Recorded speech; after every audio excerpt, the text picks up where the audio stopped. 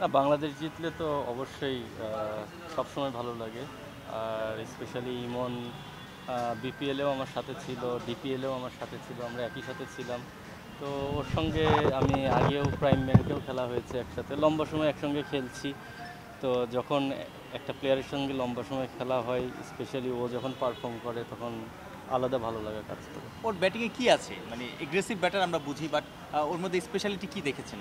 আসলে টি-টোয়েন্টি যে পাওয়ার ক্রিকেট বলে, আপনি বাংলাদেশি ব্যাটসম্যানদের যে ল্যাকিংসটা আছে পাওয়ার ক্রিকেট, ও পাওয়ার ক্রিকেটটা খেলতে পারে। আপনি যদি ওর শর্টসগুলো দেখেন, অন্যান্য ব্যাটসম্যানের থেকে ওর শর্টসগুলো একটু অন্যরকম।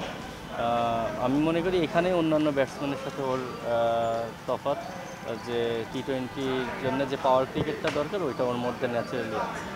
আসলে সেঞ্চুরি করার ক্ষেত্রে স্পেশালি টি-টোয়েন্টি ফরম্যাটে খেলার ওয়েটাও ইম্পর্ট্যান্ট, যে ও কোন ওয়েতে ব্যাটিং করে।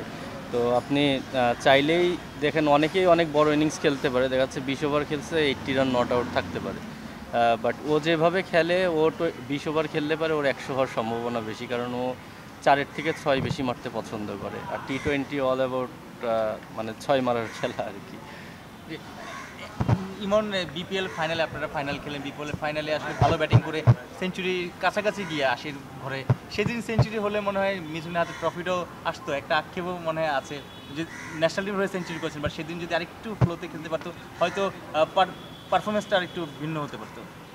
না, আসলে ক্রিকেট তো একার খেলা না, ক্রিকেট হচ্ছে টিম গেম। আমরা ওই দিন স্পেশালি ফাইনাল ম্যাচের কথা যদি বলেন, আমরা লাস্ট 4 ওভার আমরা ইউজ করতে পারি নাই। আর সব দায়িত্ব তো ইমনের একার না, ও তো যথেষ্ট ভালো শুরু দিয়েছিল আমাদের। তারপরে আমাদের বাকি যে ব্যাটসম্যান ওই সময় ব্যাটিং করেছে, যে স্ট্রাইক রেটে খেলার কথা ছিল, সেটা আমরা পারি নাই। অ্যাট দ্য সেম টাইম আলিস মিসিং ছিল। তো টি-টোয়েন্টি ফাইনাল হারার পেছনে অনেকগুলো ইস্যুই আমরা দাঁড় করাতে পারি, শুধুমাত্র ইমনের না। ডেফিনেটলি ও যদি 100 করতো, হয়তো বা রানটা একটু বেশি হতো, তখন সম্ভাবনা আরও বেশি হতো। বসুন্ধরা ট্যাবলেট এখন আরো উন্নত। এই হট এয়ার থ্রো টপশিট দ্রুত শোষণ করে সোনামণিকে দেয় কোমল অনুভূতি। প্লেয়ারকে যতই সাপোর্ট করেন, ওর যদি নিজের ভেতর থেকে ওই ইচ্ছাটা না থাকে ইমপ্রুভ করার বা বড় ইনিংস না খেলার, আপনি সাপোর্ট করে করাতে পারবেন না। অ্যাট দ্য সেম টাইম, যদি একটা প্লেয়ারের অনেক ইচ্ছা কিন্তু টিম এনভায়রনমেন্ট ভালো না, তখন ওর জন্য পারফরমেন্স করা ডিফিকাল্ট হয়ে যায়। তো এই জন্যই ক্রিকেটটা টিম গেম বলা হয়, যে একটা টিম ভালো করতে হলে সব কিছুর কম্বিনেশন ইম্পর্টেন্ট। এখন ভাই, আপনি তো বিপিএল একদম শুরু থেকে খেলছেন, ন্যাশনাল টিমও টি-টোয়েন্টি ইন্টারন্যাশনাল ম্যাচ খেলেছেন, 2016-তে টি-টোয়েন্টি ওয়ার্ল্ড কাপের দলেও ছিলেন। বাংলাদেশ সেই 2006 থেকে 2025 19 বছর ধরে ইন্টারন্যাশনাল টি-টোয়েন্টি খেলছে, মাত্র দুটো সেঞ্চুরি এসেছে, একটা তামিম ইকবালের আর একটা এখন পারভেজ হোসেন ইমনের। এই যে মাইলস্টোনে পৌঁছালে তো আসলে দলের রানটাও বেশি হয়, ঘাটতিটা কোথায়? আপনি আসলে নিশ্চয়ই সব প্লেয়ারদেরকে দেখেন। না, আসলে যখন টি-টোয়েন্টি শুরু হয়েছে তখনও আমরা পিছিয়ে ছিলাম, এখন আমরা পিছিয়েই আছি। আমরা কিন্তু কখনোই ইন্টারন্যাশনাল লেভেলে স্পেশালি এই ফরম্যাটটা আমরা কখনোই কোপ আপ করতে পারিনি।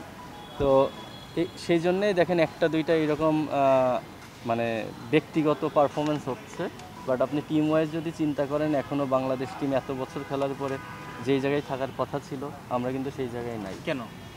ডেফিনেটলি অনেক কিছু ফ্যাক্ট করে। উইকেট একটা বড় চ্যালেঞ্জ হয়ে যায় আমাদের জন্য, কারণ আপনি বড় শটস খেলতে হলে আপনার মাসল মেমোরিটাও ইম্পর্টেন্ট। আমরা আসলে যেই টাইপের উইকেটে খেলি, অভ্যাসটা নেই। আমাদের ওই অ্যালাউ করে না।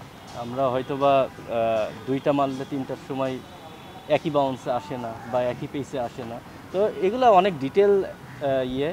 আর আমরা আমরা কালচার ওয়াইজও যেই কালচারে আমরা বড় হয়েছি বা যেই কালচারে আমরা ক্রিকেট খেলি, প্লেয়ারদেরও ওই ফ্রিডমটা থাকে না। টি-টোয়েন্টি খেলতে হলে আপনার মাস্ট ফ্রিডম থাকতে হবে। ওখানে আপনি ভুল করবেন, ওখানেই আপনি সাকসেস হবেন। কিন্তু আপনি একদিন ভুল করার পরে যদি আর সাহসটাই না দেখান, তাহলে আপনি সাকসেসটা হবেন কখন?